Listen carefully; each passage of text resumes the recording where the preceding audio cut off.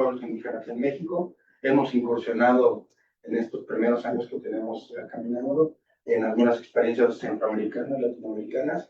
Esperamos seguir creciendo poco a poco y que el alcance y el impacto pues sea sobre todo en provecho, beneficio y en decisión de acuerdo al derecho humano que es la libre determinación de los pueblos indígenas. Yo soy Eric Nava, soy historiador por la Universidad Nacional Autónoma de México, soy antropólogo social por la Escuela Nacional de Antropología e Historia, soy el oficial del programa de investigación y análisis del Fondo de Defensores, que es uno de los diversos planes, programas con los que opera nuestro fondo. En algún momento dado podemos platicar más del Fondo de Defensores y sobre todo para aquella gente que pudiera tener repercusiones, el acompañamiento, el acercamiento con nosotros. Y desde acá estamos generando distintos instrumentos para poder llegar, ¿no? Y que la investigación no se quede en un informe, en una base de datos, sino que hay una incidencia real desde nuestro pequeñito aporte que podemos hacer.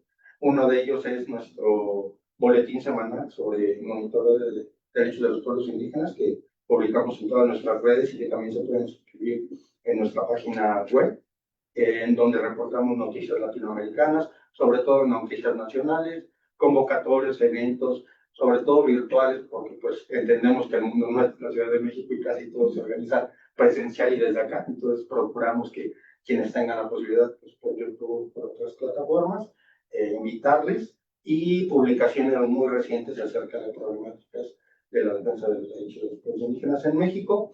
Otra de nuestras ofertas, digámoslo así, es el informe que en este año va por su segunda edición, el informe sobre la situación de la defensa de los territorios indígenas en México, y que está por, pues ya literalmente, ya en la imprenta. Obviamente lo compartiremos por acá, y con quienes están interesados en consultarle, estará en su versión electrónica y estará también por versión impresa, y trataremos de generar como recursos audiovisuales, ¿no? Para que pueda tener mayor impacto que un simple figurito que se publique por ahí. Entonces, en eso estamos en espera.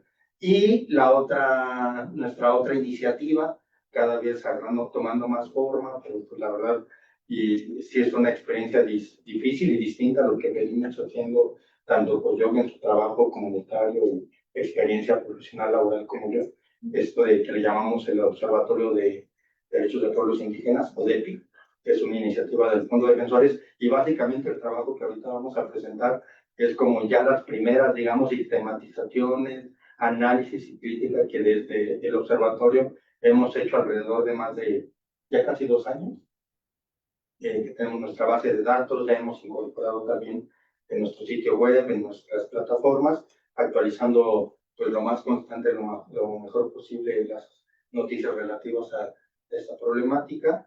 Y justo una de las vinculaciones con las que partimos acá con todas y todos ustedes, pues viene siendo el OXA, ¿no? Que es el observatorio desde que se impulsa desde acá, el Observatorio de Conflictos Socioambientales, y con quien queremos hermanarnos, emparejarnos en el sentido de pues generar tener mayores alcances, mayor impacto, y sobre todo la seriedad y crítica que debe haber ante problemáticas tan graves para los pueblos indígenas.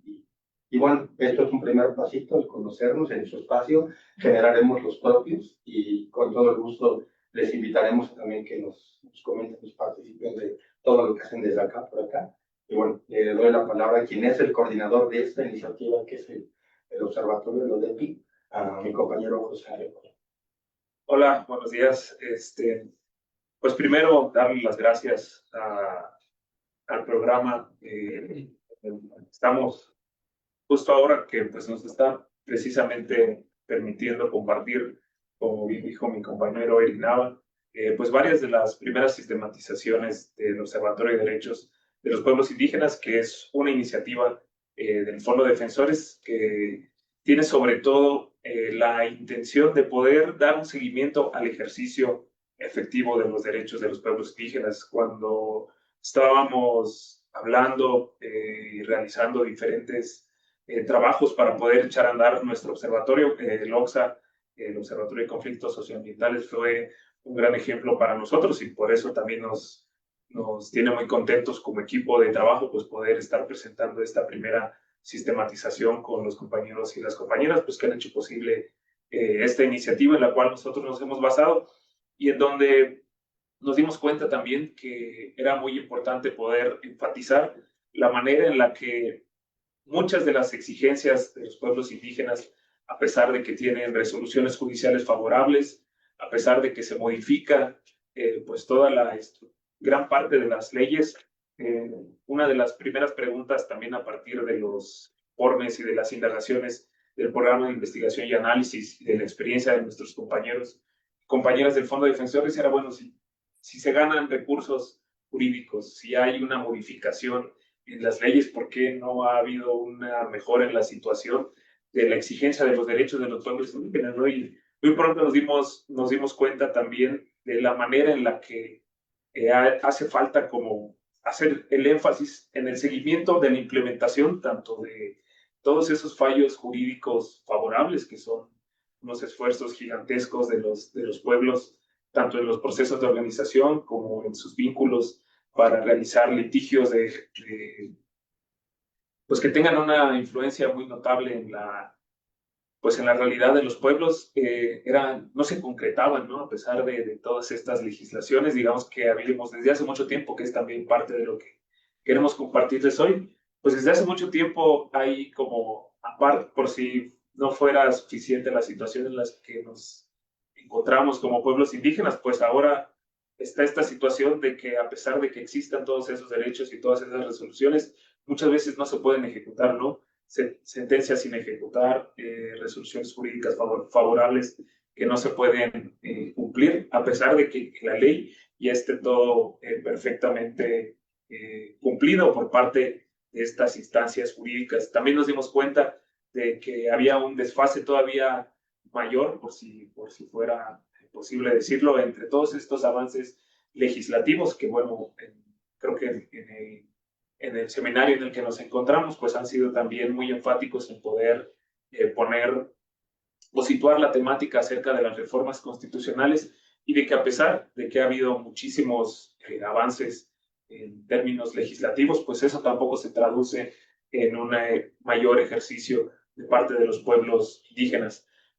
Ahora, con motivo de la reforma constitucional indígena, pues nos dimos cuenta de muchas de nuestras revisiones, que había muchos estados que tenían, por ejemplo, legislaciones jurídicas muy avanzadas en donde prácticamente los pueblos podían tener un ejercicio efectivo del derecho al territorio, del derecho a la autonomía, y justo ahorita estoy pensando, por ejemplo, en el caso del estado de Yucatán, donde, bueno, todos estos avances que se tenían desde hace más de 10 años, pues al contrario, no solo no generaron un mayor ejercicio efectivo del derecho de los pueblos, sino que todas las otras leyes fueron en contra del ejercicio de lo que supuestamente era una de las legislaciones más avanzadas en todo México y en América Latina. Entonces, desde el Observatorio de Derechos de los Pueblos Indígenas, que es una propuesta del Fondo de Defensores, pues nosotros queremos hacer precisamente el énfasis en eso, en el seguimiento de todos estos asuntos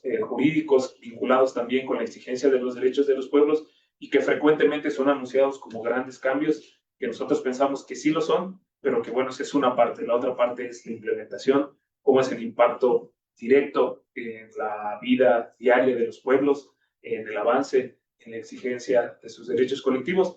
Y creo que desafortunadamente también nos hemos dado cuenta desde el seguimiento que hemos hecho del Observatorio de Derechos de los Pueblos Indígenas que estos avances pues se pueden ir para atrás, ¿no? Lo que sucede en muchos lados de América Latina, en Ecuador, en Bolivia, en Argentina, de que todas estas luchas históricas también pueden irse para atrás, ¿no? Creo que es muy importante desde nuestra perspectiva como observatorio brindar estas herramientas para el análisis.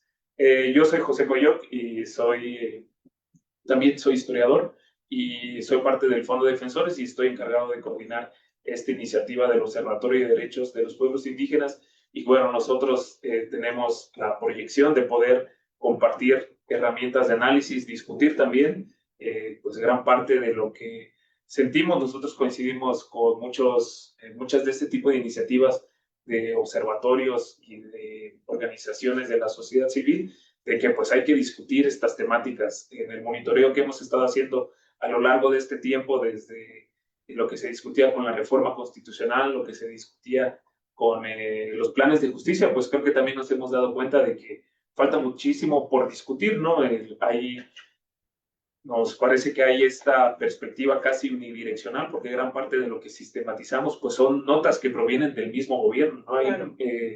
un esfuerzo muy importante del gobierno mexicano por poder difundir todo lo que está sucediendo actualmente con la reforma constitucional y con los planes de justicia, pero a nosotros también nos interesaba, bueno, cuáles son las observaciones y críticas que se hacen desde los pueblos indígenas y desde los aliados, que ven muchas dinámicas que pueden resultar contraproducentes para los pueblos. Entonces, dentro del espíritu de estas sistematizaciones que nosotros venimos a compartir, pues parte de la sistematización del análisis que nosotros hemos hecho sobre los planes de justicia, que el motivo por cómo está organizado en dos partes, lo que nosotros venimos para compartirles, pues precisamente está inserto dentro de nuestra propuesta de poder brindar herramientas de análisis y poder compartir que, bueno, los planes de justicia no son un programa aislado ni del gobierno de México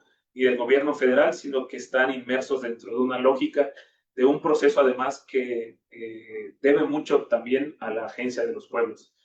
A veces estas narrativas que se construyen en torno a la relación de los estados nacionales con los pueblos indígenas, parecería que muchas de los avances, incluyendo la reforma agraria, las reformas en términos de derecho de autonomía, parecen que son dádivas del Estado mexicano, cuando en realidad pues proceden de un proceso completo de reivindicación.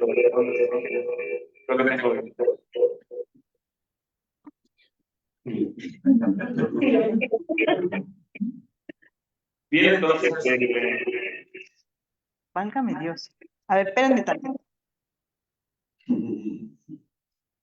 A ver. Hola. Ahí estuvo. Buenísimo, gracias. Gracias, Orlando. Entonces, lo que traemos para compartirles es una reflexión del análisis de las notas de prensa y también de parte de lo que va a salir en nuestro próximo informe, del cual está encargado mi compañero Eric Nava, en donde tuvimos la oportunidad de conversar con compañeros y compañeras de diferentes pueblos indígenas que, bueno, ya nos pudieron compartir más acerca de cómo se podían estar asentando pues todos estos planes de justicia, ya digámoslo a un término más comunitario y más de la lógica interna de los pueblos, y que, bueno, nos daban una perspectiva más a ras de suelo de todo lo que estaba sucediendo desde aquellas iniciativas que, bueno, nosotros veíamos que se promocionaban desde las instituciones del Estado, desde el INPI y desde las secretarías de gobernación, tanto del gobierno mexicano como de los gobiernos estatales. Así que nuestra exposición está dividida en dos partes. En la primera parte les queríamos compartir parte de la genealogía de, bueno, cómo se dan estos planes de justicia, ¿no? De dónde viene esta idea en este programa que se anuncia aparte como el programa que va a cristalizar una nueva relación entre los pueblos indígenas y el Estado mexicano, pero sobre todo que va a darles justicia a los pueblos, ¿no? Bueno, ¿de dónde viene toda esta idea de que va a haber una retribución, una reparación histórica? Y en la segunda parte queríamos compartirles también parte de lo que hemos estado sistematizando, la información que nos ha estado llegando acerca de, bueno, cuáles son las críticas y observaciones a cómo se están implementando los planes de justicia, y una situación todavía más importante, que es cómo se van a implementar en el futuro, porque ahorita vamos a compartirles cómo hubo un plan de justicia piloto, que fue el plan de justicia con el pueblo yaqui, y posteriormente pues están realizando diferentes planes de justicia que también, de acuerdo a sus características, reciben el nombre de planes de desarrollo, que ahorita les vamos a compartir de por qué esa distinción, y que obedece a pues la diversidad de la República Mexicana. Bueno, entonces vamos a ver la presentación, a escuchar y ver la presentación de nuestros compañeros, y como siempre al final vamos a tener un espacio para preguntas y respuestas. Entonces, si tienen preguntas, anótenlas por favor, y en cuanto Eric y José terminen su presentación, daremos un espacio para eso, para las preguntas. Muchas gracias. Gracias. Entonces, yo creo que Dianita nos ayudas con... Aquí está. Ah, tú vas a compartir. Sí, después el primero sin compartir.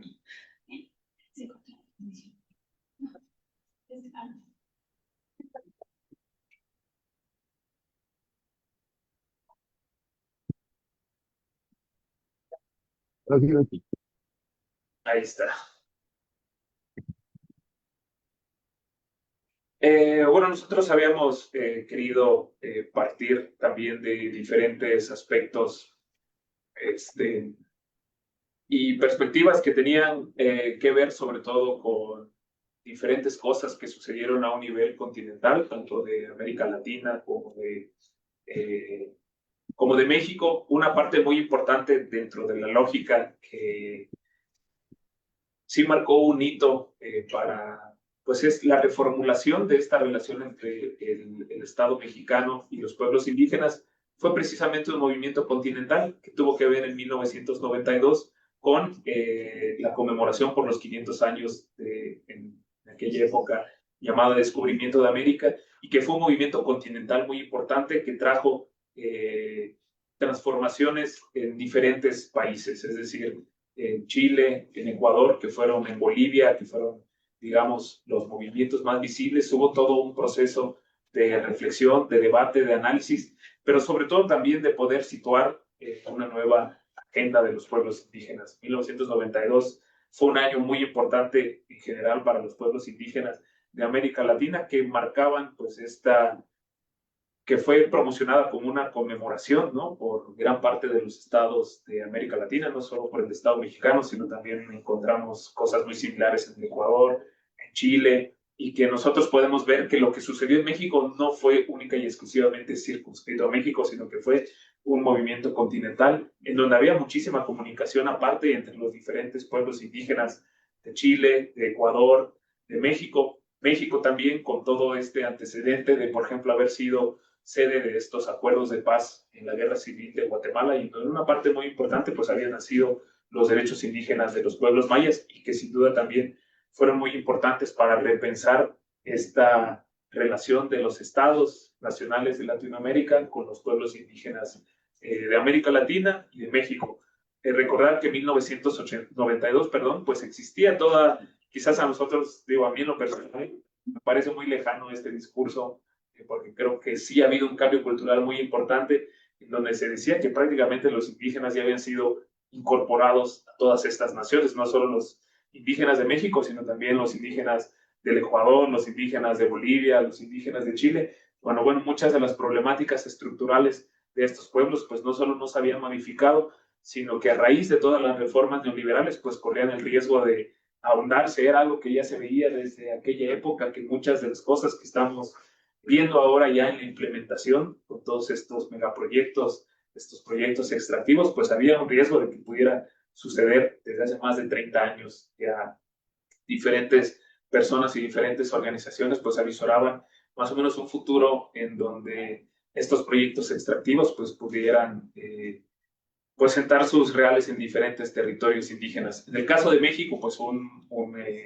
una coyuntura clave para los derechos de los pueblos indígenas pues fue el levantamiento zapatista de 1994, cuando coincidiendo precisamente con la entrada en vigor del Tratado de Libre Comercio en 1994, y en Chiapas pues se da este alzamiento del Ejército Zapatista de Liberación Nacional, en donde se genera pues todo se evidencia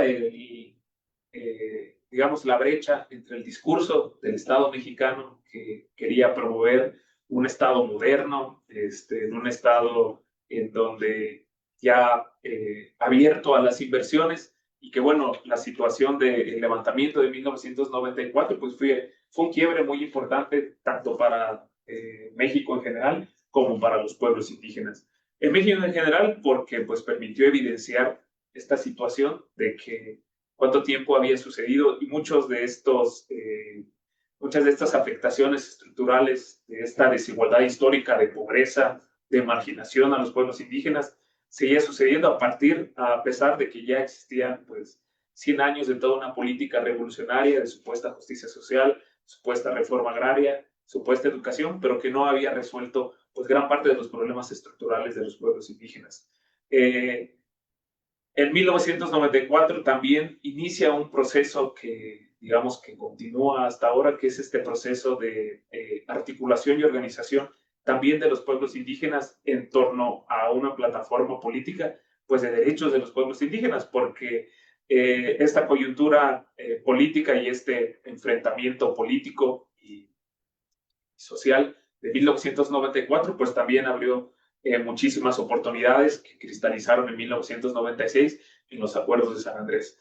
No hay que olvidar que los acuerdos de San Andrés son estos acuerdos que se dan entre el Ejército Zapatista de Liberación Nacional y el gobierno federal, que incluyen no solo transformaciones en el ejercicio de los derechos de los pueblos indígenas, de los indígenas zapatistas, llamémoslo así, sino en general de todos los pueblos indígenas de México. Entre 1994 y 1996 hubo una conversación en donde también asistieron muchos observadores internacionales de otros pueblos indígenas, de lo que actualmente es el movimiento mapuche, de lo que actualmente, bueno, de lo que en aquella época ya era el movimiento indígena ecuatoriano de la CONAIE, y que entre 1994 y 1996 pues se dan todas estas pláticas convocadas por el Ejército Zapatista de Liberación Nacional y sus aliados de la sociedad civil para convocar al Congreso Nacional Indígena. El Congreso Nacional Indígena pues también es uno de los hitos fundacionales contemporáneos del ejercicio de la exigencia de los derechos de los pueblos indígenas, en donde por primera vez, al menos a esa escala y al menos desde esa interlocución, pues se da toda esta gran conversación de todos los pueblos indígenas, de cierta forma mucho más autónoma. En el pasado, en las décadas pasadas, los diferentes organismos estatales del gobierno mexicano pues ya habían promovido este tipo de encuentros a partir del Instituto Nacional Indigenista, que bueno, sabemos que tenían una lógica un poco diferenciada al provenir de las instituciones estatales, y por eso es la importancia de los congresos nacionales indígenas que permiten discutir en un marco de mayor libertad de todas las delegaciones de los diferentes pueblos indígenas, pues la situación de los derechos de los pueblos indígenas en aquella época. Esto cristaliza posteriormente en una agenda completa de exigencia de los pueblos indígenas que data de 1996. Nosotros quisimos arrancar desde 1996 pues para decir que este recorrido de los planes de justicia en el que estamos en este momento pues ya lleva varias décadas dentro del horizonte de la exigencia de los pueblos indígenas. En aquel tiempo, en 1996, pues se firman los acuerdos del gobierno federal con el Ejército Zapatista de Liberación Nacional en un pueblo rebautizado por la Delegación Zapatista y también por el Congreso Nacional Indígena como San Andrés Acanuchén de los Pobres en Chiapas, en donde las dos delegaciones firman que se va a reformar la Constitución de acuerdo a estos acuerdos de San Andrés, y que sobre todo tenían en la agenda una parte muy importante que sigue siendo reivindicada por diferentes pueblos indígenas hasta ahora, al menos en términos de su ejercicio efectivo, que es el reconocimiento de los pueblos indígenas como sujetos de derecho. Es decir, con la capacidad plena de poder ejercer sus derechos, pero también de poder ejercer esos derechos sobre un territorio, que es algo que ha estado, digamos, muy diluido en estas últimas acciones del gobierno federal, tanto de la reforma constitucional en menor medida como los planes de justicia, y que en aquella época desafortunadamente terminaron por sí modificarse la Constitución mexicana, pero con algo que fue muy bien descrito por diferentes actores de la sociedad civil, por diferentes organizaciones indígenas, como la contrarreforma de 2001. Es decir, sí se modificó la Constitución, pero se eliminaron muchos de los muchos conceptos jurídicos que estaban en la agenda de los pueblos y que le quitaban gran parte de la fuerza a toda esta reforma constitucional, entre ellos quizás el más importante, el de sujetos de el estatus de los pueblos indígenas como sujetos de derecho, es decir, había esta mutilación a lo que fueron los acuerdos de San Andrés, y eso devino posteriormente un acuerdo del Congreso Nacional Indígena de poder ejercer todos los derechos de los acuerdos de San Andrés sobre los hechos. Es decir, si bien no pudo incluirse en la Constitución la reforma de todos estos puntos, los pueblos indígenas que se sintieran convocados por el Congreso Nacional Indígena iban a ejercer estos derechos como el más alto estándar, los acuerdos de San Andrés, en sus territorios de forma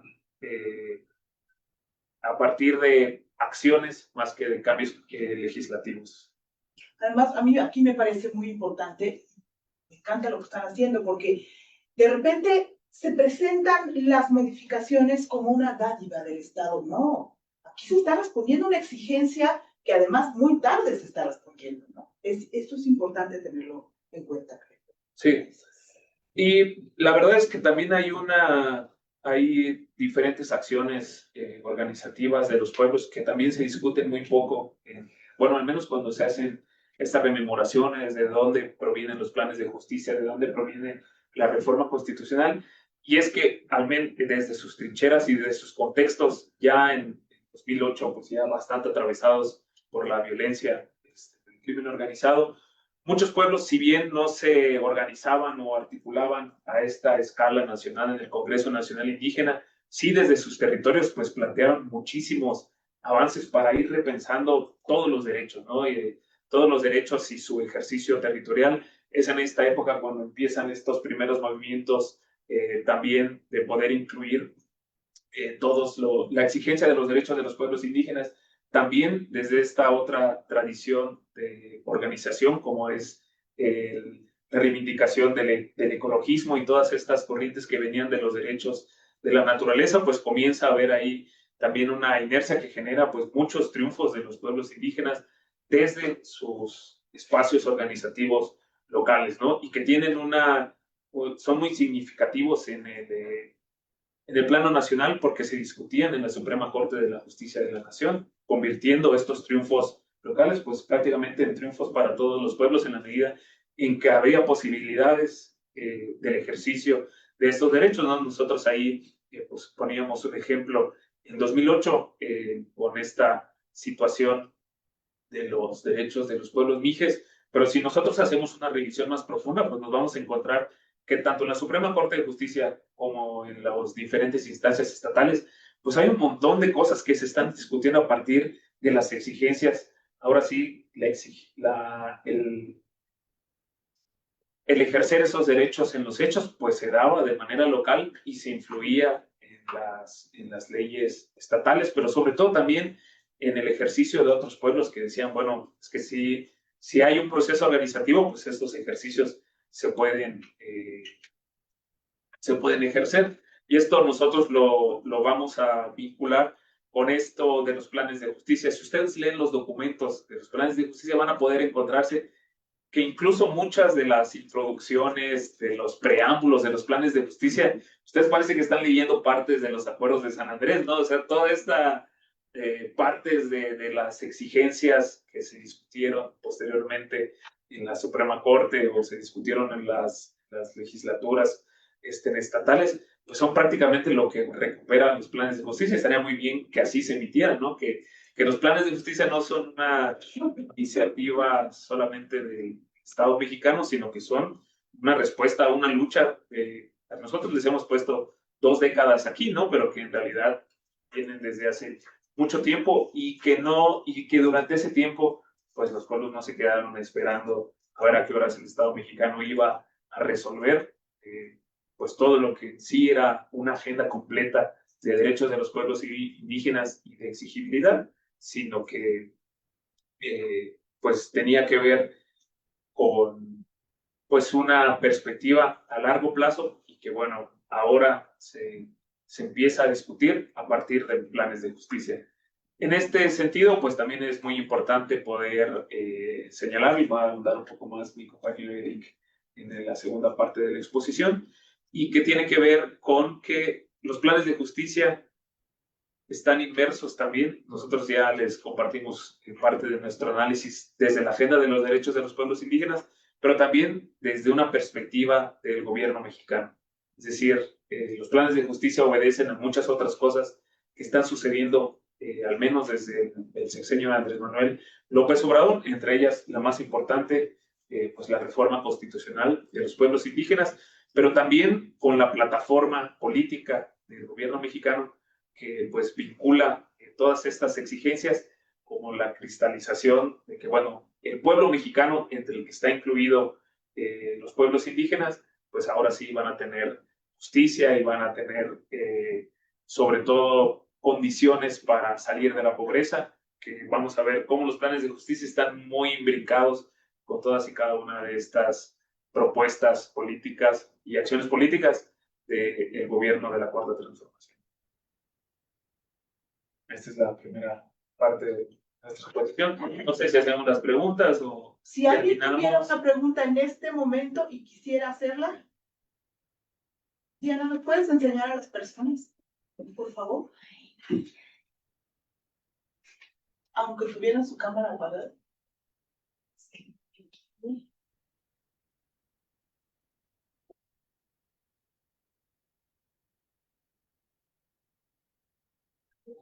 Bueno, sí nos puede.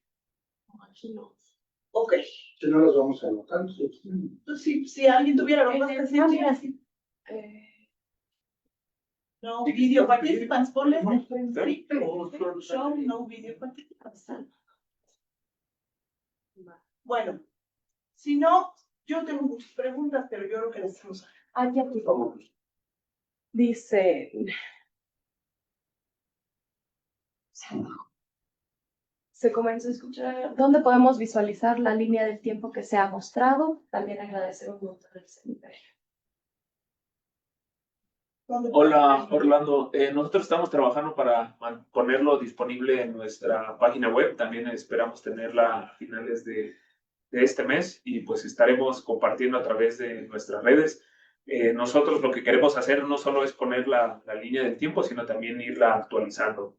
Es por eso que nos hemos demorado un poco más de lo que pensábamos, porque pues precisamente el espíritu del observatorio pues es darle seguimiento. Nosotros a través de estas plataformas en alianza con el OXA pues vamos a estarles compartiendo estas actualizaciones. Sí, claro. Pues entonces... Gracias por la pregunta.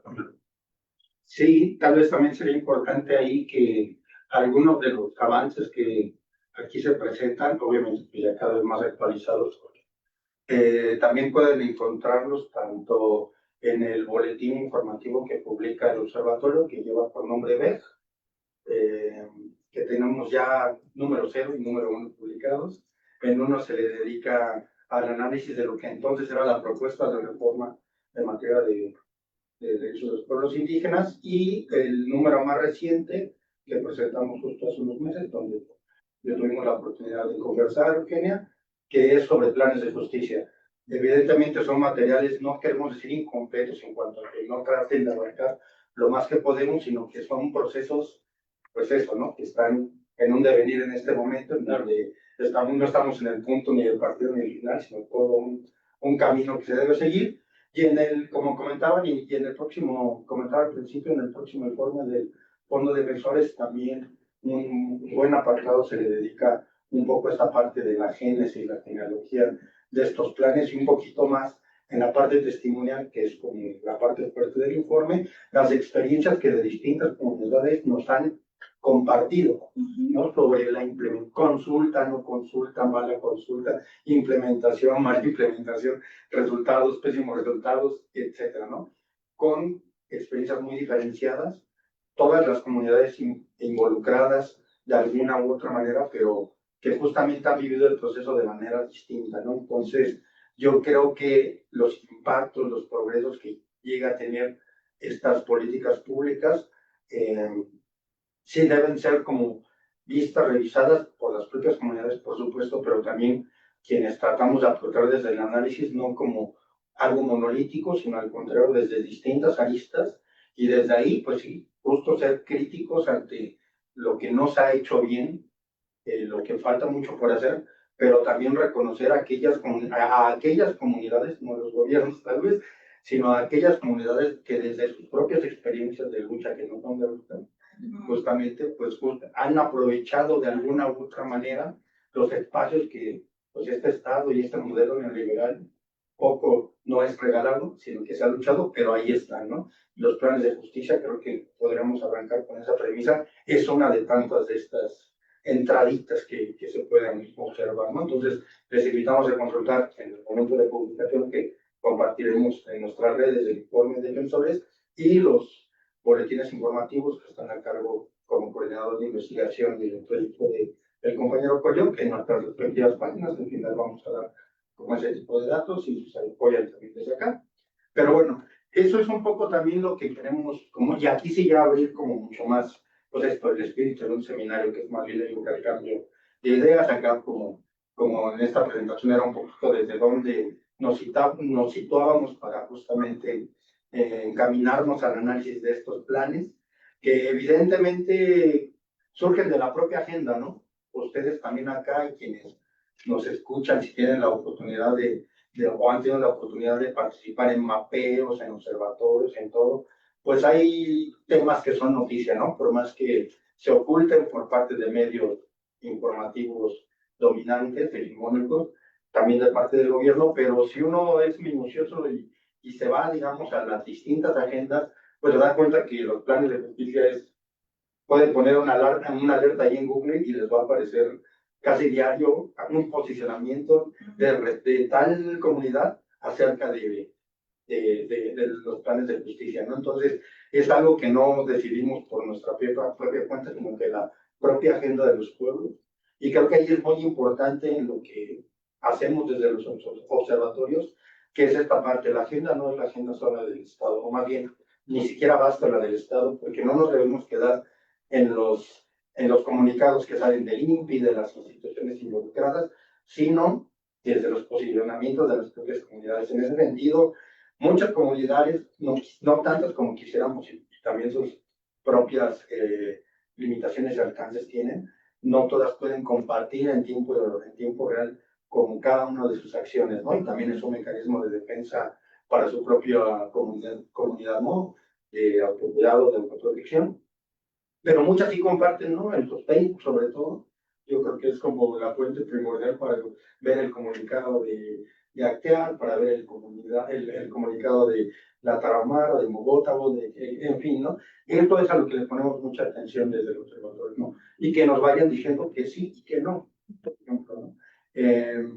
Y en esas experiencias que nos han compartido y que les vuelvo a repetir, que son experiencias en tiempo real, es donde uno encuentra como la carnita de cómo le entramos al análisis de una política, pues sí, con todo y que hay obviamente como toda una serie de antecedentes, por lo menos novedosa en el posicionamiento que tiene el propio Estado con respecto a su relación con los pueblos y comunidades, ¿no? En este sentido, los planes de justicia pues forman parte de un entramado, pues sí, más bien de carácter jurídico, político, mucho más amplio. Y si a veces, ahora sí que si nos vamos por las partes, nos perdemos del todo, ¿no? Y pues un árbol no es un bosque. Entonces, considerar que dentro de pues esta administración política que empieza con Andrés Manuel López Obrador hace unos años, que se autodenomina de izquierda, que se autonombra como progresista, desde el discurso tiene cambios que debemos nosotros analizar, ¿no? Desde nuestros respectivos lugares y posibilidades. Y los planes de justicia es como una de esas cerezas más vistosas de este pastel, ¿no? Porque pues yo creo que de planes y de desarrollo, pues ya las comunidades ya se saben el libreto completo, ¿no? Desde las presas, represas, hasta el día de hoy, ¿no? No nada más desplazamientos, no es algo nuevo, entonces se les desplazan desde hace décadas, ¿no? Y por proyectos de desarrollo, tal cual hoy se hacen, con otros mecanismos, con otras dimensiones incluso, pero que ya existían. Y en ese sentido, los planes de justicia desde su propio nombre ya le quieren dar un vuelco, ¿no? Sí, que eso estaría, perdón que te interrumpa, estaría interesante que nos platiquen un poco esta diferencia entre planes de desarrollo y planes de justicia, ¿no? ¿Cómo estamos caminando para allá y esto qué implica? Justo en este entramado es importante. A mí me parece, o creo que, y lo he escuchado en conversaciones con personas involucradas en este debate de los planes, como que el modelo, digamos que desde comunidades se quiso, pues no replicar, pero al menos una inspiración fueron los llamados planes de vida de pueblos indígenas de Latinoamérica, ¿no? Y en donde haya habido experiencias en Ecuador y Colombia particularmente que han sido, digamos, provechosos, no voy a decir exitosos, porque no son los términos en los que podamos medir eso, pero al menos provechosos para las propias comunidades. Por ahí, justamente, no sé, desde hace unos años, por ejemplo, Cuetzalan, allá en la Sierra Nororiental, que pues ahorita tiene una situación terrible, crisis, catástrofe climática civilizatoria que está pegando por todos lados. Ojalá que la banda, pues como siempre, desde la autoorganización puedan recuperarse. Tiene un ordenamiento territorial desde hace ya años que ganaron pues en una lucha histórica la de Cuetzalan. Es el primer ordenamiento territorial reconocido por todas las instancias en México. Y a partir del ordenamiento en donde han prohibido hidroeléctricas, minerías, Walmart, que como he dicho en su momento, han gestionado su autonomía desde un estatuto que es un ordenamiento. No es más allá de eso, no es un gobierno autónomo ni de facto, ni reconocido en ese sentido como, digamos, las experiencias de Michoacán y los autogobiernos y todo eso, ¿no? Y a partir de esa experiencia y de esos procesos organizativos, no sin limitaciones, no sin contradicciones en su avanzar, pero lograron hoy en día presentar, según yo fue el año anterior y se puede consultar en diversas fuentes, un plan de vida de Cuetzalan y le pusieron tal cual. Y que fue un proceso organizativo de discusión en asambleas, etcétera, etcétera, etcétera, ¿no? Otro por ahí, y que yo me quedé en las noticias, ahí ya no sé cuál haya sido el camino, es el plan de vida de la Lacandona, que se estaba trabajando mucho allá en Chiapas, y que hoy en día entiendo que hay un plan de justicia para la Lacandona, no tenemos ahorita los elementos para saber si la misma gente, tanto de comunidades o de quienes estén participando en su diseño, compartan esta política, ¿no? Pero entonces, cuando hablo esto del entramado es justo para especificar como las cosas que estos planes tienen de, digamos, distintos a los que se viene implementando, pero también la relación con este todo, ¿no? Esto, cualquier plan en cualquier ámbito, desde el más microlocal hasta el más nacional, es parte justo de eso, ¿no? Del llamado desarrollo nacional.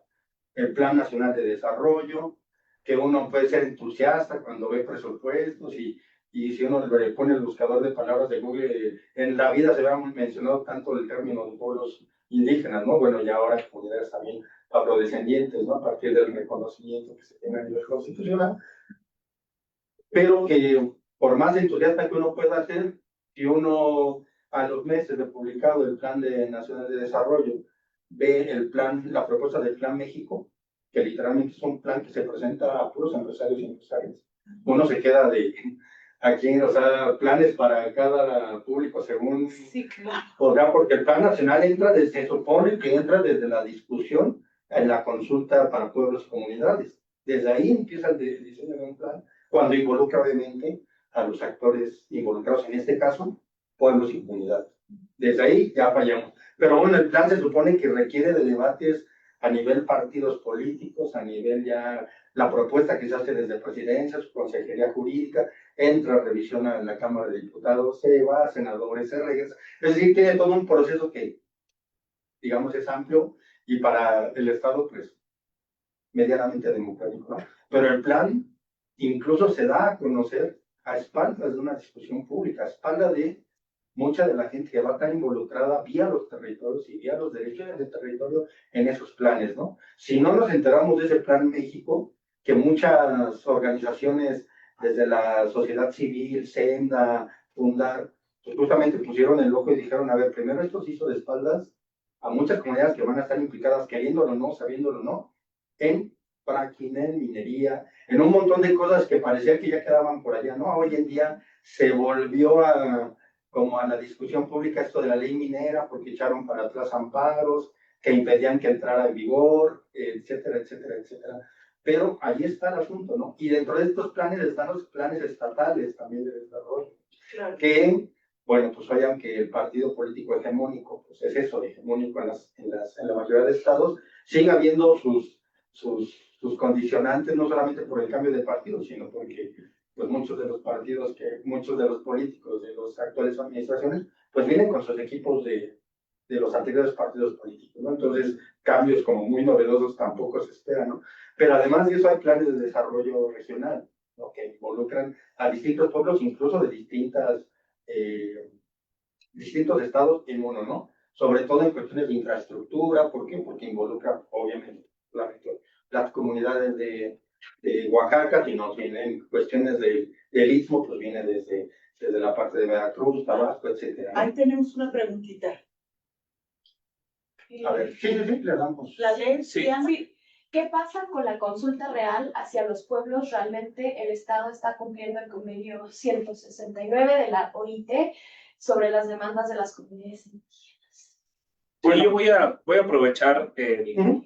la pregunta esta, como la de Peña, para compartirles pues parte de cómo se ha estado, bueno, ahora cómo se están haciendo los planes de justicia, ¿no? Porque esta pregunta yo creo que es muy importante también para entender la legitimidad de los planes de justicia, porque cuando los planes de justicia, digamos que son, los documentos son como el final de todo un proceso, supuestamente, en donde han participado autoridades tradicionales, autoridades agrarias, miembros importantes de cada uno de los pueblos. Y digamos que el proyecto piloto de los planes de justicia fue el Plan de Justicia del Pueblo Yaqui, que aparte no solo fue el Plan de Justicia del Pueblo Yaqui, sino que estuvo acompañado de gran parte de, digamos, como esta infraestructura que da legitimidad discursiva al gobierno de la Cuarta Transformación, porque empezaron a salir un montón de cosas acerca de los yaquis, muchos libros, comenzó a verse muchísimo en los canales vinculados con el gobierno, ¿no? El Canal 11 comenzó a hacer documentales, en la colección de Fondo de Cultura Económica salieron muchos textos acerca de los yaquis y que obedecían, digamos, a este punto de llegada que era la petición de Andrés Manuel López Obrador de perdón hacia el pueblo yaqui, que aparte presentaba el plan de justicia del pueblo yaqui. Y ya desde el plan de justicia del pueblo yaqui, pues habían todos estos señalamientos que creo que nos preocupan a todos los que estamos aquí, de que el documento final no reflejaba concretamente ni toda la exigencia de los diferentes pueblos que incluyen a la tribu yaqui, y mucho menos podía hablarse del plan de justicia, ¿no? Digamos que muchos de lo que sucedió en el plan de justicia del pueblo yaqui, que fue entre 2019 y 2021, todo este proceso de conversaciones, de acuerdos entre diferentes autoridades, pues desde el principio ya tuvo estos cuestionamientos, ¿no? Que no representaban a toda la tribu yaqui, pero sobre todo a mí una de las que más nos gustaría rescatar como observatorio era que, bueno, no se podía hablar del plan de justicia si no estaban incluidas todas las exigencias de la tribu yaqui, ¿no? ¿Por qué algunas sí y por qué otras no? Que esto que sucedió con el plan de justicia del pueblo yaqui va a seguir sucediendo incluso hasta ahorita con los planes de justicia que les vamos a, bueno, con algunos datos de los planes de justicia que les vamos a compartir. Y junto con los planes de justicia, este proyecto piloto, llamémoslo así, de lo que sucedió con el pueblo yaqui, también estaban los planes de desarrollo. Una de las principales diferencias tenía que ver con el estatus de la posesión de la tierra, porque muchos de los planes de justicia se hicieron a partir de aquellos pueblos, sobre todo del norte y del occidente de México, que tienen dinámicas territoriales muy diferentes a los pueblos del sur y del sureste. No tienen un reconocimiento ni de tribunales agrarios, ni de bueno, sobre todo de la jurisdicción agraria de sus territorios, ¿no? Nosotros podemos pues rememorar en este momento, pues la lucha histórica del pueblo yaqui por sus ríos, por su territorio desde la época de Cárdenas y más atrás, pero también, por ejemplo, la de los Wixárikas, con todo esto que ya ha sucedido en torno a Wirikuta, Azqueltán, y muchos de estas situaciones territoriales que se enlazan con lo que yo les comentaba al principio de la exposición, que muchos de los planes de justicia en realidad pues son planes para ejecutar cosas que ya habían ganado los pueblos en los tribunales, ¿no? Y que los recuperaron para los planes de justicia. Ahí está como otro de los puntos importantes, ¿no? ¿Para qué hacer un plan de justicia? Algo que debería ser ordinario para los pueblos, como es pues el ejercicio de sus derechos al territorio. Yo tenía una duda también.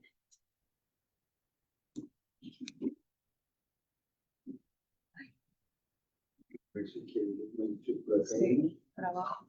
Sí, pero yo traté y ya ves lo que me pasó. Ahorita lo checo aquí, creo que sí. Así, ajá. ¿Cómo consideran que se mira a los pueblos ante la formulación, negociación de estos planes? Como pobres sujetos de desarrollo, marginados, sujetos a ser integrados como naciones. Yo creo que también depende mucho de los planes, o sea, de cada uno de los planes, ¿no? Que obedece aparte a las agendas diferenciadas. Y nosotros traíamos aquí también unos, precisamente para mostrar,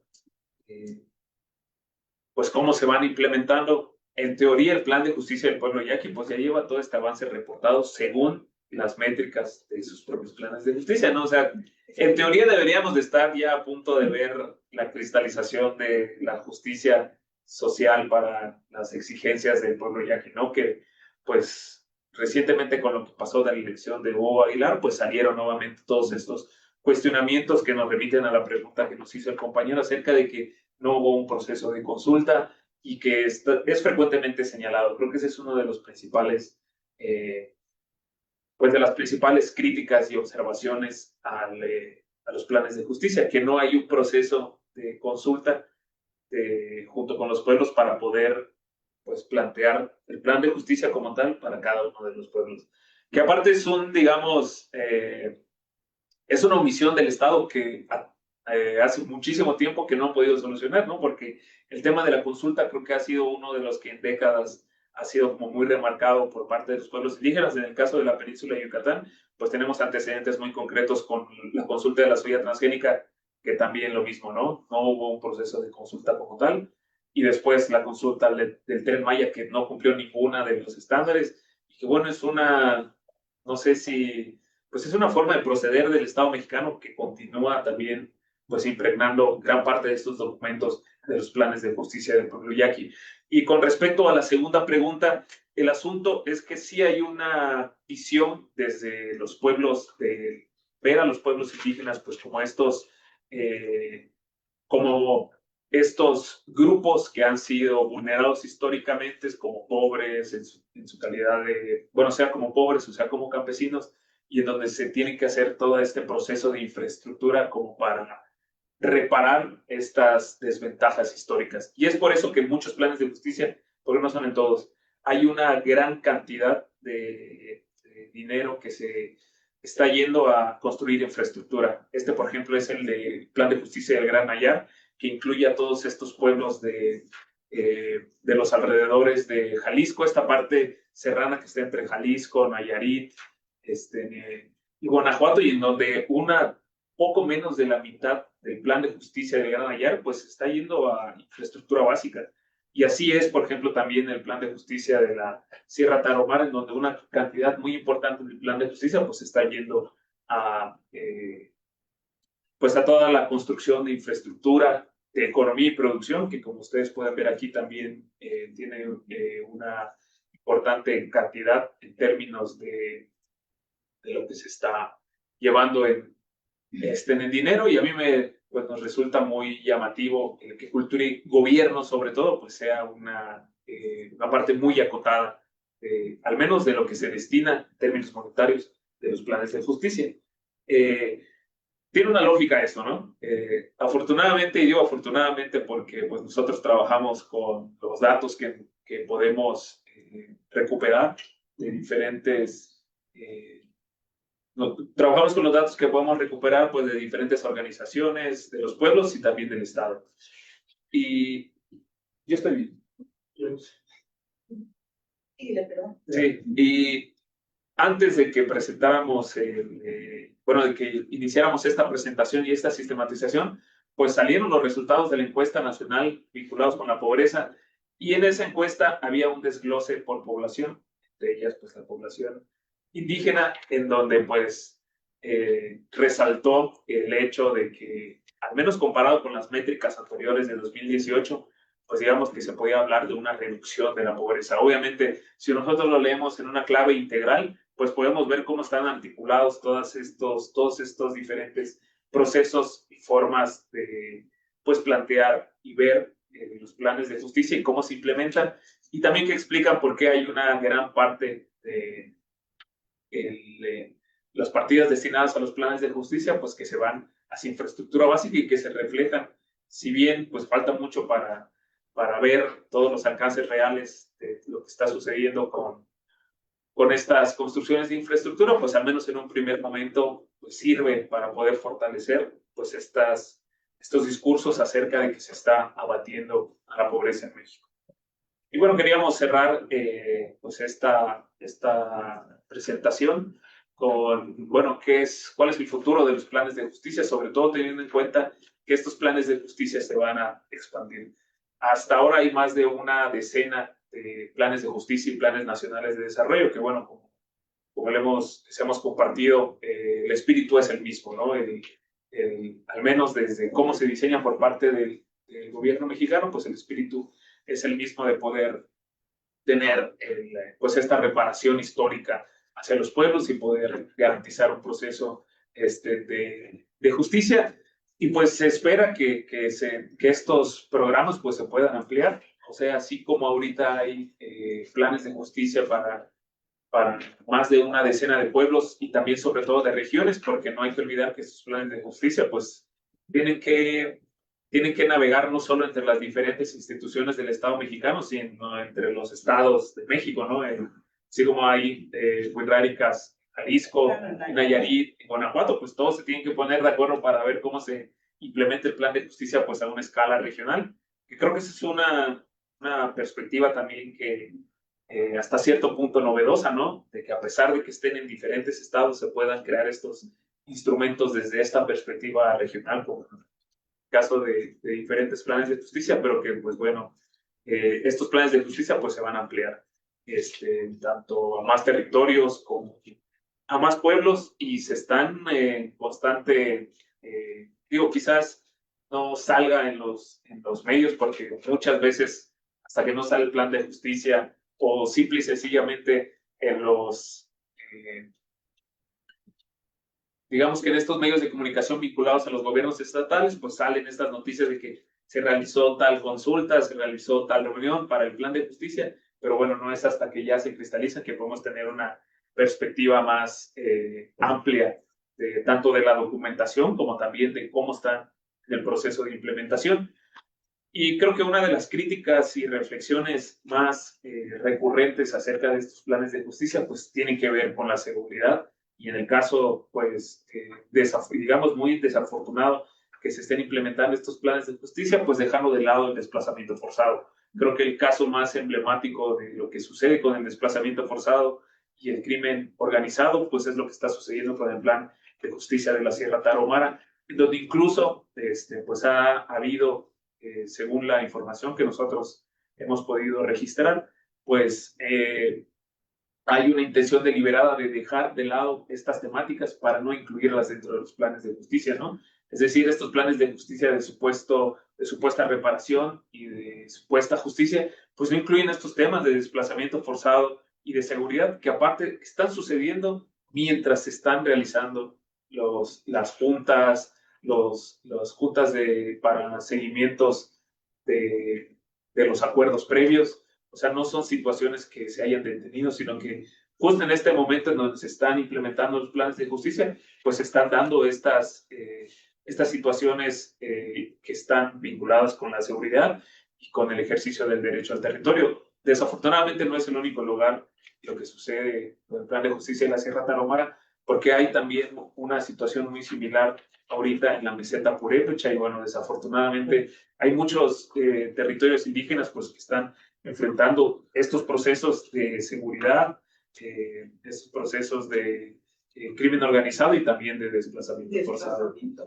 Diana, ¿tenías otra pregunta por ahí? Sí, no sé si Georgina, ahora que vemos que tienes la cámara prendida, ¿gustas hacer la pregunta con el micrófono o la leemos? Sí, aquí la hago. Buen día. Buen día. Tengo varias preguntas, pero estas dos son, bueno, para mí son muy importantes porque justamente voy a hacer un protocolo de investigación de tesis y quiero abordar este tema del plan de justicia en la Sierra Tarahumara en una comunidad muy específica. Y bueno, mi primera pregunta es, Estoy dando acompañamiento a una comunidad a la cual ya se le reconoció mediante decreto, pero mi pregunta es, ¿qué sigue después? O sea, a fin de darle certeza sobre la seguridad del territorio. Y ahorita yo que soy empleada de la Procuraduría Agraria, digo, ¿qué sigue? O sea, ¿qué seguiría tanto del gobierno como de la comunidad? Se tendría que hacer una estrategia de armonización legislativa, para reconocer esta nueva figura de propiedad de la tierra, o sea, no sé. Y la otra pregunta es respecto al presupuesto. Hay un presupuesto directo que se ejerce por parte del Plan de Justicia para atender estas problemáticas en las comunidades, independientemente del presupuesto ¿cómo se llama? De operación del plan. Hay un presupuesto para ejercer estas acciones en las comunidades o se ejerce por medio del nuevo presupuesto que tiene el gobierno federal, que es atención directa por parte de los pueblos y comunidades por medio de sus de sus autoridades representativas. ¿Alguien tiene otra pregunta? Podemos juntar varias, ¿no? Sí. Había otra, bueno, yo Sí. quería hablar sobre la consulta también, que habían dicho otra pregunta, ¿verdad? ¿Hay otra pregunta? Y si quieres también sobre Y yo también tengo otra, pero bueno, a ver, va. Qué bueno. ¿Por qué los planes de justicia evaden los temas de violencia e inseguridad si es un elemento que pone en riesgo la vida y los territorios? ¿Quién hizo esa pregunta? María Teresa. Gracias, María Teresa. Sí, bueno, sobre la consulta y si están de acuerdo al convenio de la OIT, yo creo que una de las cosas, y que mira, ahorita lo estaba comentando Coyo, como que el Tren Maya en particular puso de moda las consultas y había una consultita para todo, ¿no? Entonces, una figura que en realidad pues es más bien como parte del debido proceso que debía haber, se volvió como la lucha, ¿no? Y como el fin y meta, cuando, pues bueno, de acuerdo con la declaración de las Naciones Unidas, es el consentimiento, ¿no? Lo que debería prevalecer. No lo menciona así el OIT, pero justo las limitaciones en sí mismas de solamente reconocer una consulta, más allá de lo mal o bien hecho que se haga, en la figura en sí misma yo creo que ya hay una limitación muy fuerte. Y en este caso, pues justo lo que mencionábamos es que en distintas comunidades, ya no digamos pueblos, el pueblo Rarámuri, el pueblo Yoreme, no, en comunidades, parte de esos mismos pueblos, los procesos de consulta han sido muy diferenciados, ¿no? A gente que sí se le consultó, a la que no, a la que se le consultó y nada de lo que debatió quedó plasmado en el papel.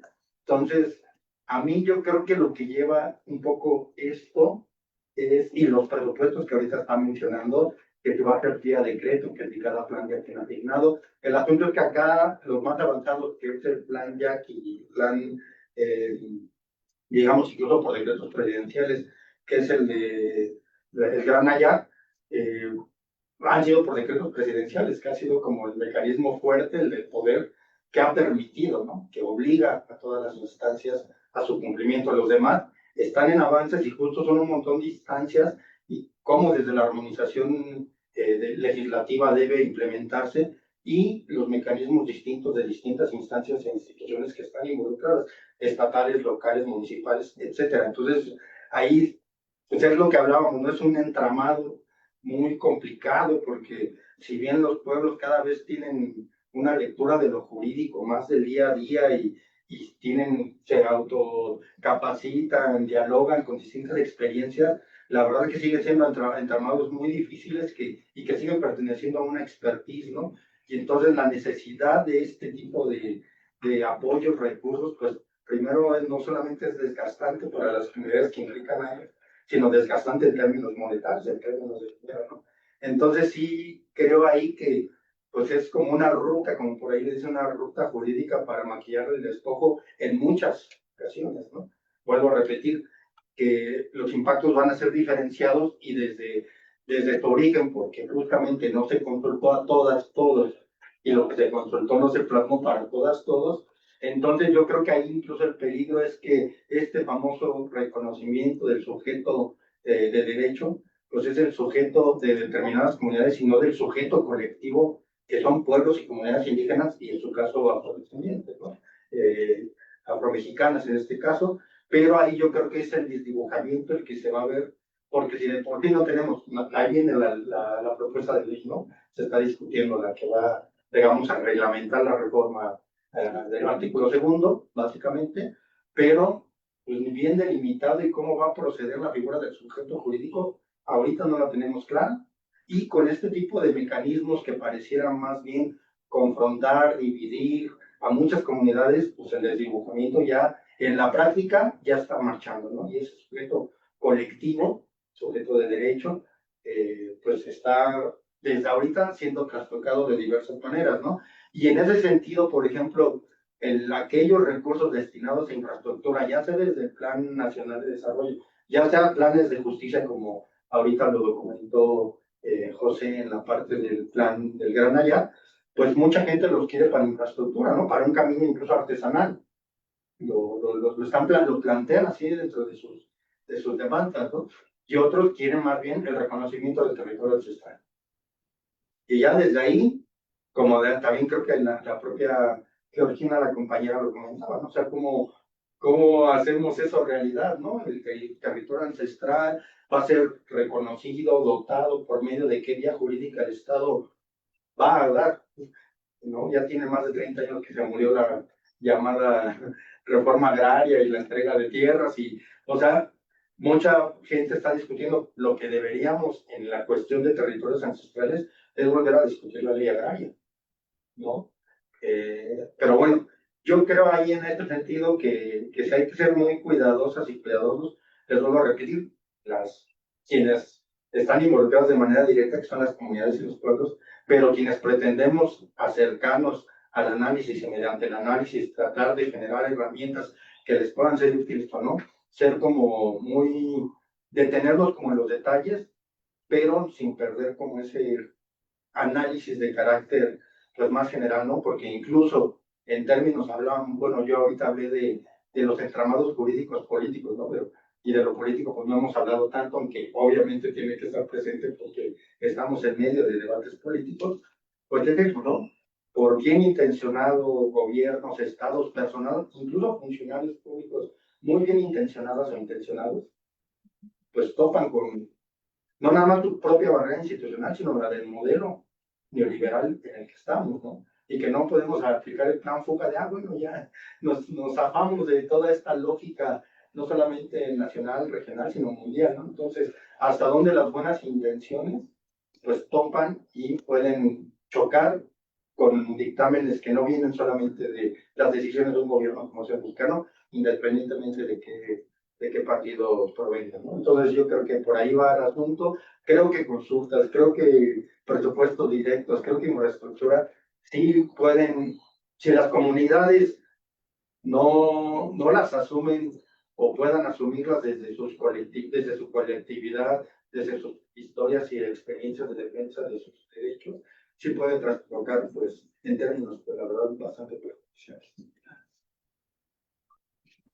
Sí, claro. Bueno, a mí me parece interesante tu participación, te agradezco mucho. Y lo que me resuena mucho es esta parte de las dádivas, ¿no? O sea, me dices que son decretos presidenciales de los cuales derivan estos planes. Y a mí me llama la atención, o sea, cómo transitar justo del modelo de dádiva a un modelo más de rendición de cuentas. En donde, ay, no. No, fui yo, perdón. Ajá, transitar en ese sentido de ubicar quiénes son como las instancias responsables de brindar esa rendición de cuentas y de aplicar estos planes de acción, ¿no? O sea, para que a ellos sean, o sea, seguir esa ruta a lo mejor para poder fijar esas responsabilidades y que se generen también los mecanismos, los presupuestos a partir de ubicar a estos actores y sus obligaciones en este marco jurídico. ¿Existe eso? ¿Se podría tener una vía a partir de eso? ¿O la forma en la que está estructurado realmente responde a cuestiones políticas? Pues mira, también ahorita José, que también le ha metido mucho al colmillo a lo que a veces son borradores de los planes. Por eso hablábamos de que no podemos hablar todo. Es más, si tú entrabas al sitio de los planes de justicia del INPI, del sitio web, hace un año aparecía solamente el Yaqui, incluso el Yaqui tiene un sitio especial, ¿no? portal del Plan de Justicia del Pueblo de Yankee. Los demás no había documentos, subían como cosas, fotografías, sí, supongo que de acuerdo a asambleas, de reuniones, pero no había nada, ¿no? Hoy ya hay avances, ¿no? Pero ni siquiera como documentos estructurales en donde se dé cuenta, pues ya no solamente de los presupuestos, quiénes van a ser las autoridades encargadas directamente, sino los mecanismos de vigilancia, anticorrupción, todas estas cosas que nos traen ya como también hay mucho al debate de la rendición de cuentas. Van a ser las propias comunidades, desde sus gobiernos autónomos, desde sus gobiernos basados en sus propios sistemas normativos, o va a ser el municipio, o si es el PEXPIAN, que es el presupuesto directo que va para infraestructuras, ¿a quién se le va a rendir cuentas, no? Y ahí es donde yo creo que justamente las comunidades lo van a asumir desde las fortalezas, ojalá que todas las tuvieran, el camino que ha seguido cada una de ellas, pues son impactos de gran diferenciados, porque hay comunidades pues aguerridas desde un montón y que se las saben por dónde vienen, ¿no? Ya llevan 2 pasos adelante de donde venga, digamos, la decisión política. Y hay comunidades que no, ¿no? Que por mucho tiempo han sido, pues, víctimas de explotación caciquil, de empresarios, de privados, etcétera, etcétera. Entonces, tal vez cuenten con menos mecanismos de defensa desde las comunidades y este tipo de cosas que es la vigilancia, la implementación y la rendición de cuentas de presupuestos, pues no la tienen tan manejada, ¿no? Como otras comunidades comunitarias que sí lo tienen perfectito, no van a facturar esto, hacemos esto, tienen ya otro camino.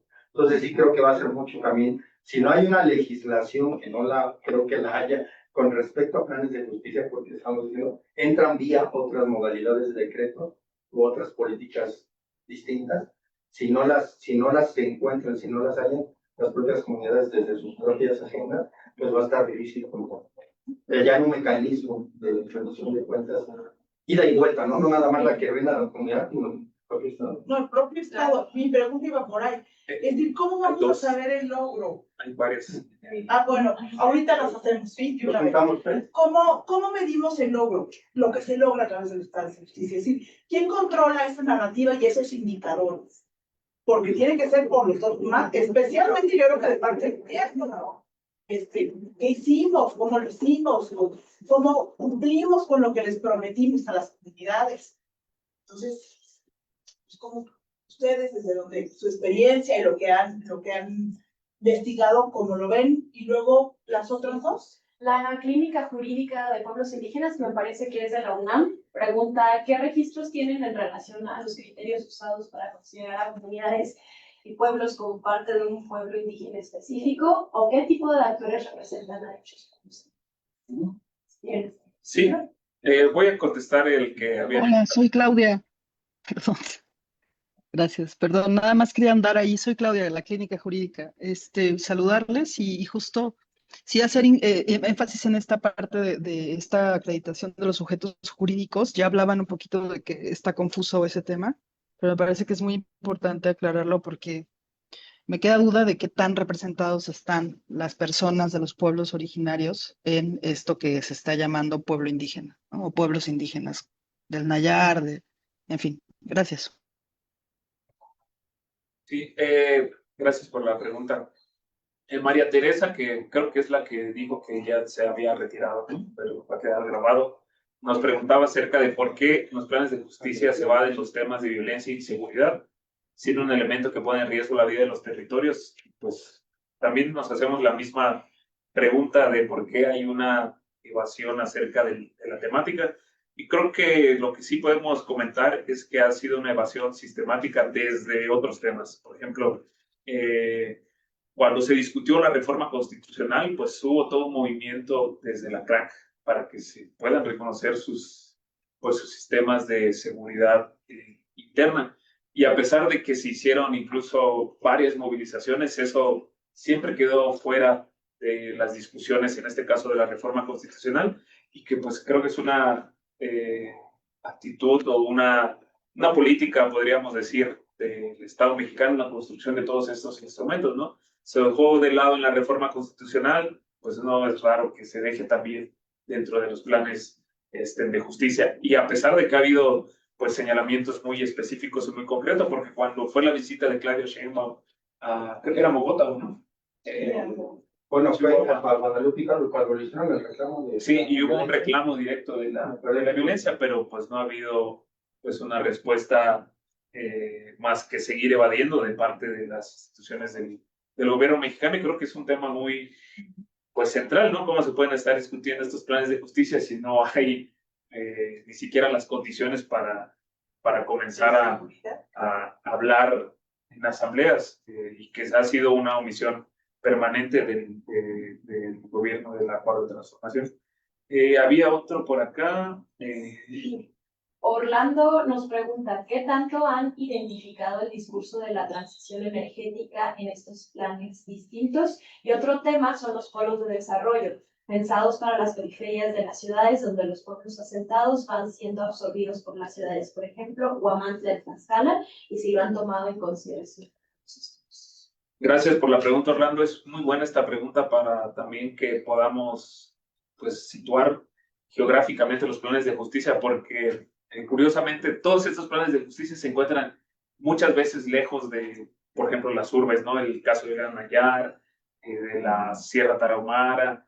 Digamos que no ha habido esta inclusión de estos pueblos indígenas muy cercanos a todos estos procesos, sobre todo de expansión inmobiliaria.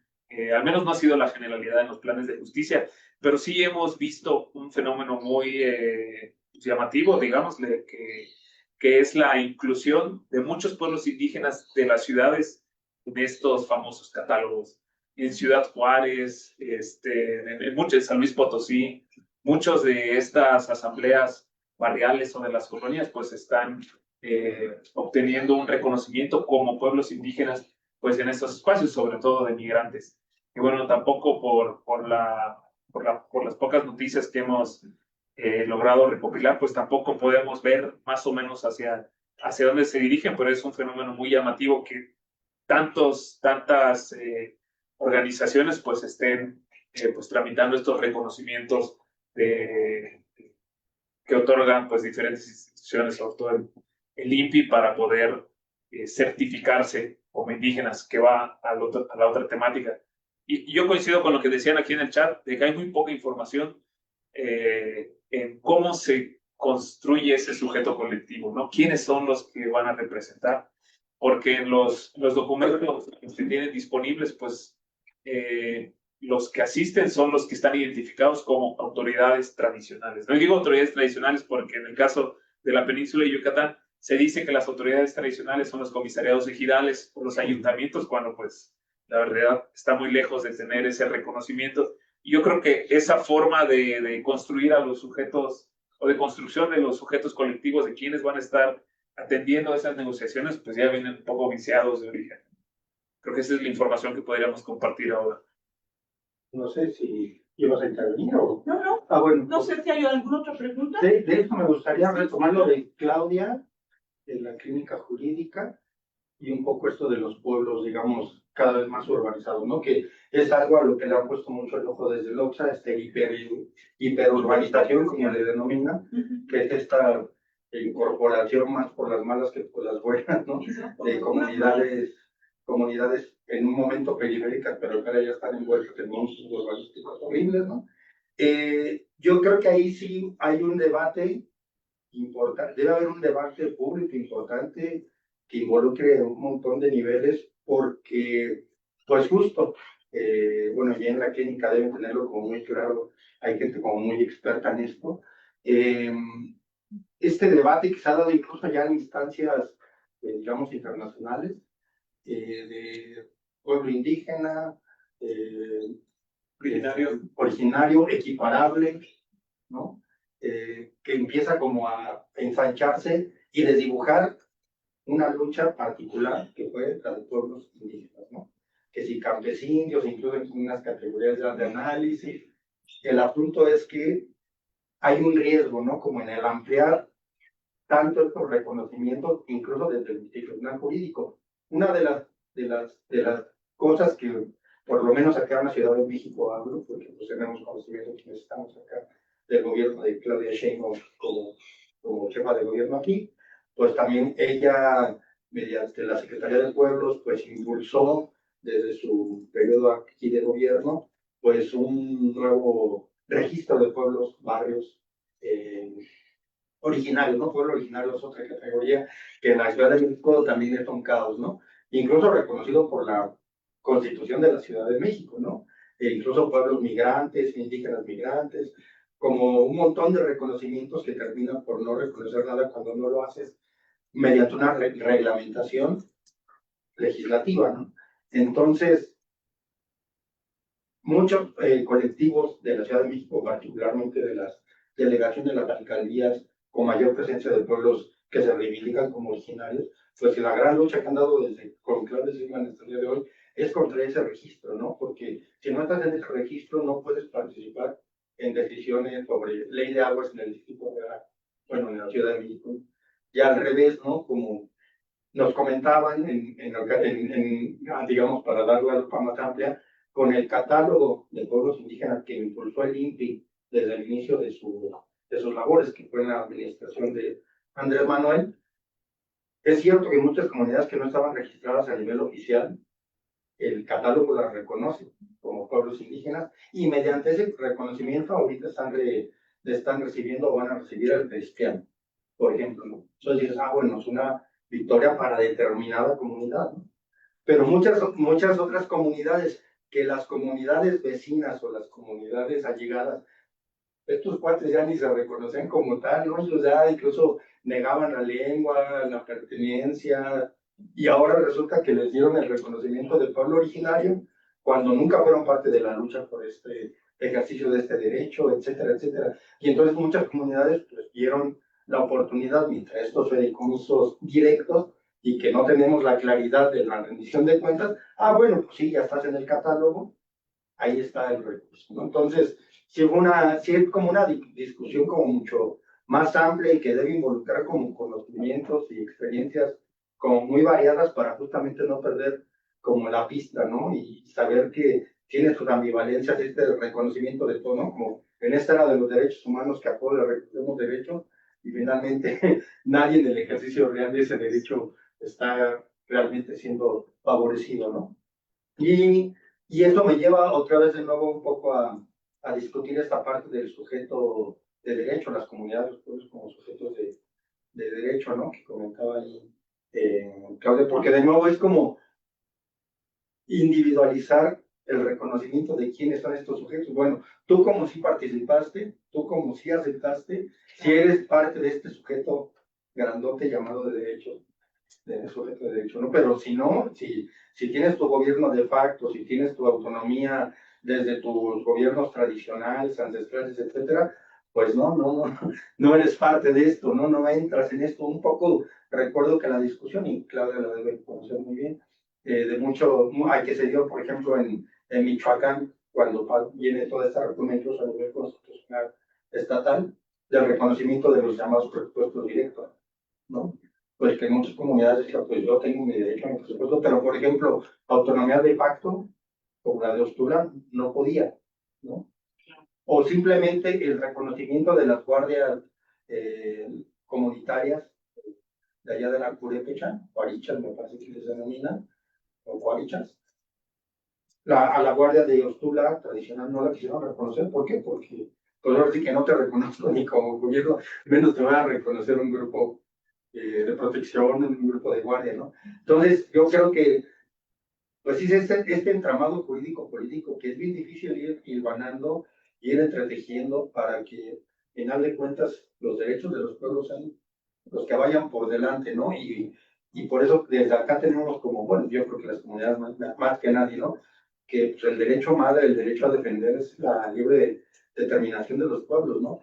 Las otras piedretas que hayamos encontrado en el camino y las pocas otras cosas por donde podamos ir incursionando en la defensa de tal derecho, pues se tienen que aprovechar, pero sabemos que pues, el horizonte es mucho más amplio y que el caminar hacia allá, pues todavía le falta un poquito de andar, ¿no? No solo de quienes asumimos como acompañar, analizar, generar mecanismos, herramientas, sino de las propias comunidades. Claro. Por favor. Sí, quería también comentar que algo de lo que nos hemos estado dando cuenta, pues viendo, pues acercándonos a las dinámicas de varios de los planes de justicia, es que pues la verdad es que la gente de los pueblos, no llamémosle confianza, ¿no? En los planes de justicia, pero sí hay una participación de decir, bueno, digo, con esto se puede, pues se pueden mejorar varias de las situaciones en las que están. Yo creo que eso también se menciona muy poco cuando se habla de los planes de justicia, porque sí hay una participación y creo que también entendiendo los alcances y las limitaciones de los planes de justicia, ¿no?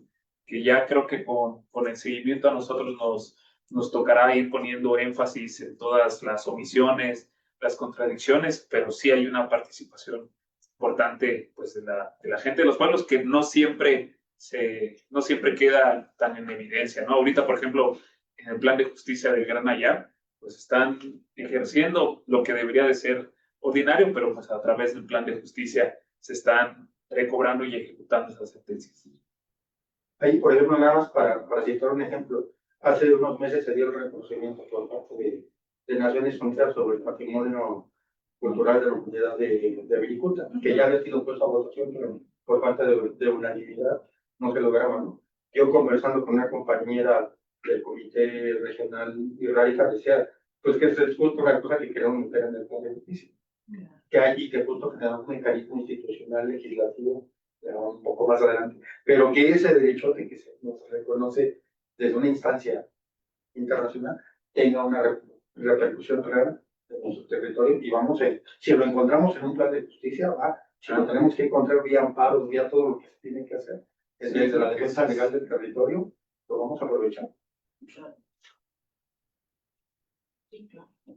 ¿Tenemos alguna otra pregunta?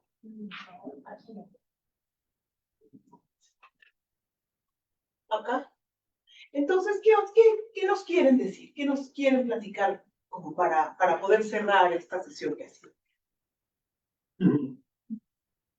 Pues bueno, para que cierre el coordinador ya con todo el poder, yo nada más aquí como... No, pues primero que, o sea, nos posicionamos, por supuesto, siempre a favor de los derechos de los pueblos indígenas. ¿No? El color de banderas gubernamentales, de legislaciones que avanzan, que se atoran, que no proceden, pues justamente más bien parecieran no sé si los enemigos, pero sí al menos las barreras a vencer, ¿no? Y desde ese punto de vista, pues si identificamos, si lo comparten, si es real el avance que se puede tener mediante esta herramienta que son los planes, que es solamente eso, pues dar cuenta de ello, ¿no? Y sobre todo la importancia que podrán ser generar espacios donde las propias comunidades compartan su experiencia en la consulta, en la implementación, en los resultados que van dando. Ah, mira, pues a nosotros nos funciona esta estrategia, ¿no? A veces es provechoso tener a alguien aliado dentro del municipio, ¿no? De las autoridades municipales. A veces es muy importante tener, pues ya no digo amigos o aliados, sino pues banda que al menos estuvo comprometida con ciertas causas y que ahorita está en el Instituto Estatal de Derechos de los Pueblos. Entonces son como vías que yo creo que solo desde las comunidades pueden ser como las que ellas mismas generen esos mecanismos. En este caso, como tú lo comentabas, que puedan generar un mecanismo de vigilancia, de no corrupción de este tipo de recursos, rendición de cuentas. Pero yo creo que es eso. Sí tenemos que hablar, por supuesto, y por ahí el señalamiento de la compañera que ya tuvo que retirarse. Pues sí, no podemos evidenciar, más bien tendremos que denunciar el contexto en el que todo esto sucede, que es un contexto entrelazado de violencias estatales, paraestatales, de privados, crimen organizado, etcétera, etcétera, etcétera, ¿no? Entonces, desde ahí arrancar con que si nosotras ignoramos o damos por hecho el contexto, pues ya nuestra base del análisis ya no, bueno, yo creo que pierde cualquier credibilidad, ¿no? Y nada más situarnos desde, miren, aquí se reporta esto. Al contrario, ser como empáticos desde las adversidades, desde dónde lo están trabajando determinados. Y sí, también como se cerró en su último comentario José, también decir que sí, que hay comunidades con mucho entusiasmo por los planes, y que te platican con entusiasmo cómo participaron y fueron a mi comunidad e hicieron trabajo de territorial. Y nos llevaron y nos trajeron y compartimos, como nunca en la vida, literalmente, de los dicen. Entonces, también dar cuenta de eso y vuelvo a repetir, qué le funcionó a esta comunidad en su contexto en particular, que pueda ser aprovechado por otras comunidades, ¿no? En otros contextos, con mejor o menos relación con el gobierno estatal, tal vez se lleva mejor con el federal, tal vez con los poderes locales, etcétera. Pero creo que sí, dentro de toda la crítica que se le puede hacer, como a cualquier otra política pública o plan de gobierno, sí debemos reconocer que al menos dentro de donde nos ha tocado dialogarlo con las personas, comunidades involucradas, sí hemos visto que hay no solamente un entusiasmo, sino un compromiso de parte de las personas involucradas en que se haga bien este trabajo, ¿no? Pues hay un compromiso con que esto funcione como no han funcionado un montón de otras cosas. Entonces, yo creo que como siempre la esperanza está desde los pueblos y pues por ahí documentar, como está diciendo, documentar también la esperanza es algo de lo que se puede hacer desde los pueblos. ¿Hay algún mecanismo que permita que esto trascienda el periodo sexenal? Perfecto. No. Por eso es la fuerza, pero también la debilidad del asunto es que lo que se ha avanzado y lo de más impacto es por decreto presidencial. Los planes en sí mismos no vienen por decreto presidencial ni está en la legislación. Entonces, uno de los temores que había con la llegada de Claudia Sheinbaum es que ella no tenía un perfil, digamos, social como el propio Obrador decía tenerlo, ¿no? Y que su primera consigna fue primero los pobres y entre los pobres los pueblos indígenas, ¿no? Entonces, uno no sabía cuando Claudia lanza sus 100 promesas de campaña y su plan de gobierno, no sabía qué tan prioridad iba a ser como este sector de nuestro país, ¿no? Pueblos y comunidades. Acá vemos que no solamente hay seguimiento a los planes ya decretados por Obrador o propuestos ya por Obrador, sino que incluso en el número aumenta, ¿no? Había, por ejemplo, el Purépecha empieza con Claudia, no empieza con Andrés Manuel. Y ahí es lo que decíamos, ¿no? La vinculación que se tiene con determinada personalidad o funcionario también importa, porque pues Claudia tiene trabajo en la región Purépecha, ¿no? Alguna de sus investigaciones como científica tuvo un proyecto ahí en una comunidad, no recuerdo cuál, pero a partir de ahí tiene un acercamiento o un reconocimiento con las comunidades y dice, bueno, pues aquí procede. Supongo que hubo un montón de decisiones y diálogos para que se implementara, pero eso es a lo que me refiero, de que a veces es bueno tener ciertas áreas de acercamiento con determinadas instancias, instituciones, personalidades, etc. Pero no hay garantía de que no hay garantía de que trasciendan otros sexenios.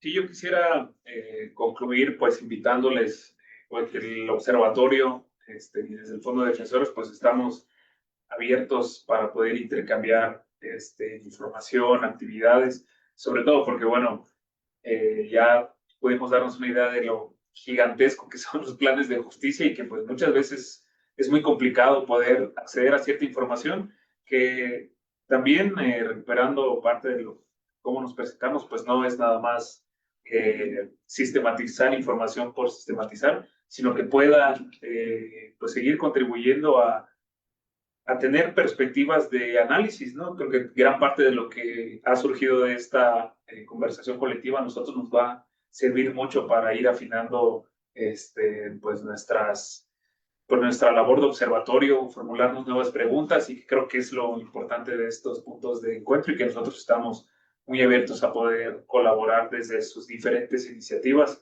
y a intercambiar cualquier tipo de información, sobre todo para poder tener este seguimiento cercano de ejecución. Creo que también todos estamos como muy de acuerdo en que sí hay que ponerle mucho énfasis en, bueno, cómo se va a hacer todo esto, ¿no? El papel suena muy bien, pero ¿cómo se está haciendo? ¿Cómo se va a hacer? Y agradecer a las compañeras el espacio. No, al contrario, muchas gracias. Gracias allá quienes nos acompañaron también en el Facebook. Muchísimas gracias. Y bueno, pues seguimos. Bye bye. Gracias. Gracias.